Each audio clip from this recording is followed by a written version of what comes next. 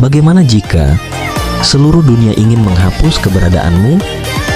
Nico Robin adalah wanita yang sejak kecil diburu oleh pemerintah dunia di dunia One Piece. Setelah tragedi Ohara dan kehancuran para arkeolognya, ia tumbuh sebagai anak yang selalu melarikan diri. Belajar satu hal, jangan pernah percaya siapapun. Selama bertahun-tahun, Robin hidup hanya untuk bertahan. Sampai akhirnya ia bertemu kru topi jerami dan seorang kapten keras kepala bernama Monkey D. Luffy. Dan di momen paling putus asa dalam hidupnya, Robin akhirnya berteriak, "Aku ingin hidup." Dari seorang gadis yang percaya dunia tak menginginkannya, menjadi seseorang yang akhirnya berani memilih hidup. Karena terkadang dalam hidup, bukan dunia yang harus menerima kita terlebih dulu, tapi kita yang harus berani memilih untuk tetap hidup, meski dunia pernah menolak kita.